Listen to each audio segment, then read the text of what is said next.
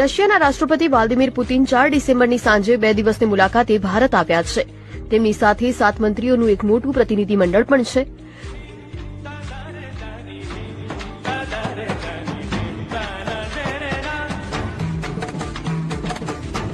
આજે પ્રધાનમંત્રી નરેન્દ્ર મોદી અને પુતિન 2 મહત્વપૂર્ણ બેઠકો કરશે, જેમાંથી એક બંધ રૂમમાં યોજાશે.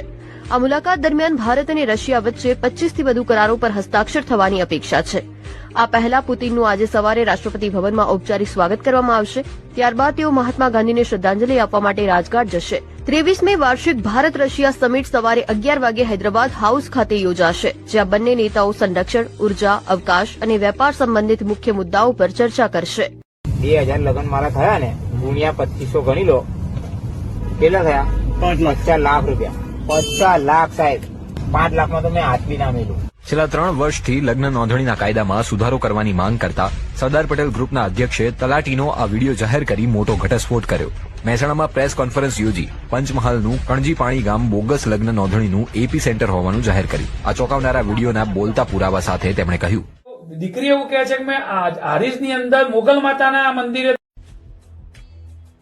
હરિયાણાના પાણીપત અને સોનીપતમાં 4 બાળકોને પાણીમાં ડૂબાડીને મારી નાખવાનો 32 વર્ષીય પૂનમનો કિસ્સો ખૂબ જ ભયાનક છે. આ ઘટનાઓનું તાંત્રિક કનેક્શન પણ સામે આવ્યું છે. ધરપકડ બાદ મીડિયા સામે ભલે તેનો ચહેરો ઢાંકેલો હતો, પરંતુ તેની આંખોમાં ક્રૂરતા સ્પષ્ટ દેખાતી હતી. પોલીસના જણાવ્યા અનુસાર પૂનમને સુંદર બાળકો, ખાસ કરીને છોકરીઓ પ્રત્યે નફરત હતી. આ જ ઈર્ષ્યામાં તેણે 2023માં તેના 3 વર્ષના પુત્ર શુભમ અને નણંદની 9 વર્ષની પુત્રી ઈશિકાને પાણીની ટાંકીમાં ડૂબાડી મારી નાખી હતી.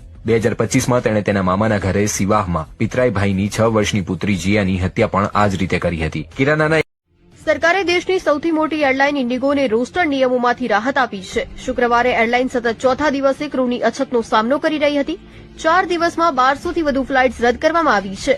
શુક્રવારે દિલ્હી, બેંગલુરુ, પુણે અને હૈદરાબાદ સહિત અનેક એરપોર્ટ ઉપર 500થી વધુ ફ્લાઇટ્સ રદ કરવામાં આવી હતી. આજે ઇન્ડિગોને શુક્રવાર રાત સુધી દિલ્હી એરપોર્ટથી ઉપરથી બધી સ્થાનિક फ्लाइट्स रद्द कर दी थी. बताना चाहिए था लेकिन बताया नहीं. अभी सब लोग अंदर, इतना पूरा पूना एयरपोर्ट का दोनों फ्लोर पूरा पैक है अंदर, सब लोग परेशान है. आज राष्ट्रपति पुतिन और मुझे इंडिया रशिया बिजनेस फोरम में शामिल होने का अवसर मिलेगा. मुझे पूरा विश्वास है कि ये मंच हमारे बिजनेस संबंधों को नई ताकत देगा.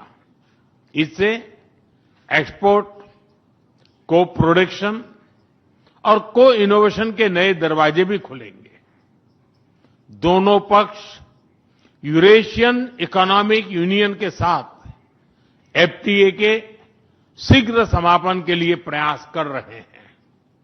कृषि और फर्टिलाइजर के क्षेत्र में हमारा करीबी सहयोग फूड सिक्योरिटी और किसान कल्याण के लिए महत्वपूर्ण है.